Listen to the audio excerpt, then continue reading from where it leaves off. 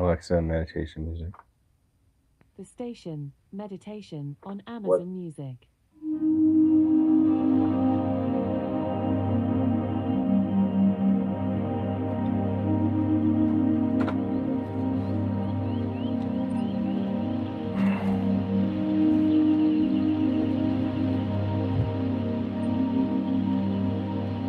Etymons, Part 10. The mythic techniques of knowing, fantasy, and the madness of truth.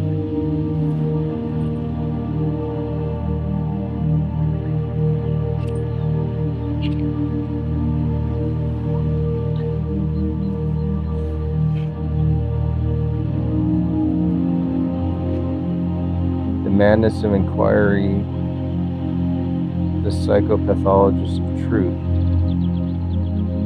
The 1885 turn in the word psychopath mirrors the turn in epistemopathy. The investigator becomes indistinguishable from the obsession studied. Every epistemologist is a budding epistemopath, because the will to know slides easily into the compulsion to know more than one should. Modern inquirer inherits the psychopath's vocation, relentless fascination, and the inability to desist. The will to knowledge as the will to power. Nietzsche's will to knowledge is the will to overpower the unknown by naming it. Every claim to objectivity masks an ecstatic fantasy of omnipotence. The desire to detach truth from passion, while passion fuels the desire for truth.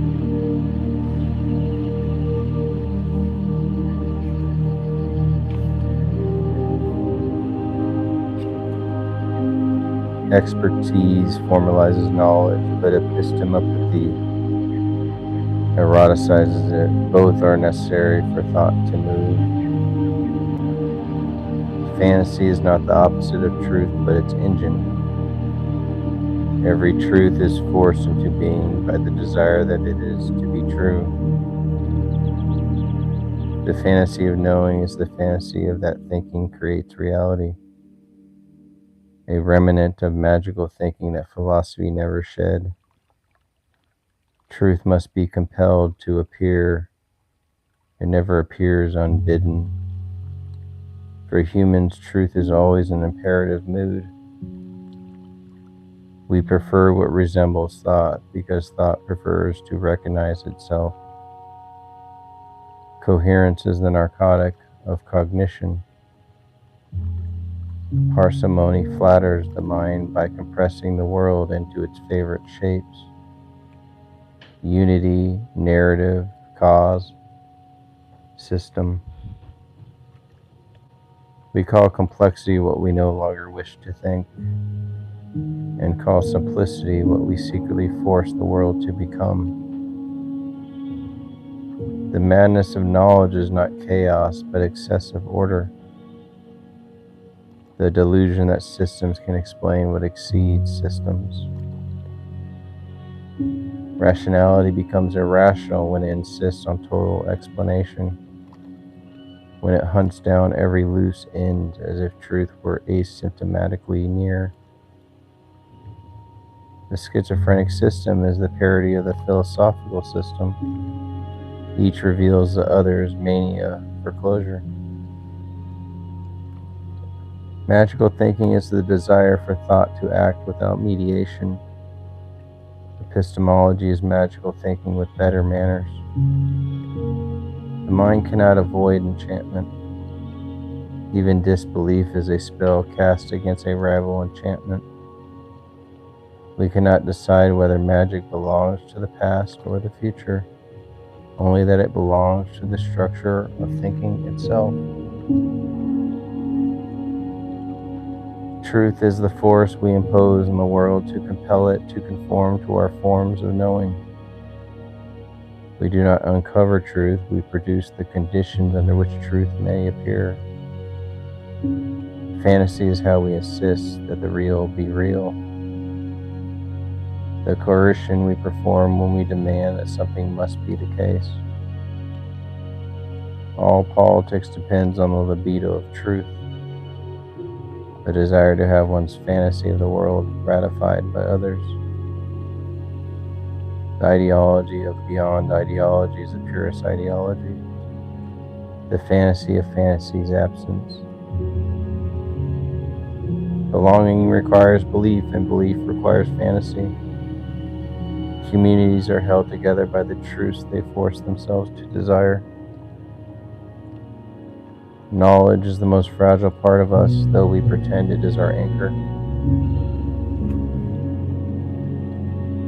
We know by disappearing, by forgetting, by being interrupted.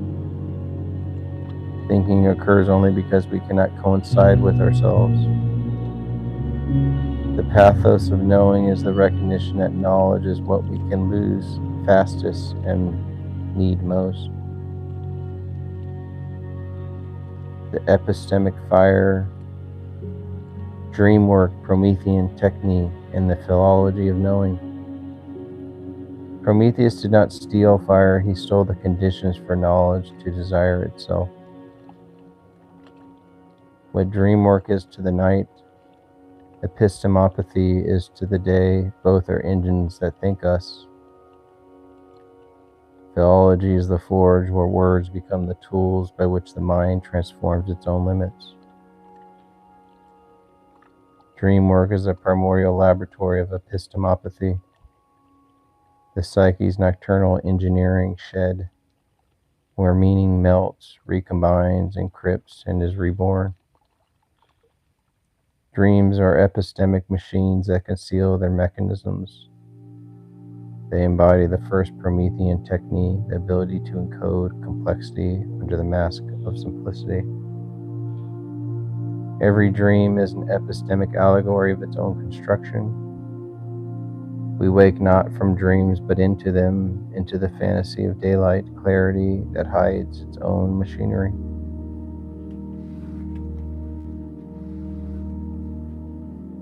Prometheus's real theft was not fire, but forethought, the capacity for cognition to turn upon itself and ignite recursive desire. Promethean technique installs in humans the mania for knowing, the delirium that knowledge should explain itself, justify itself, expand itself.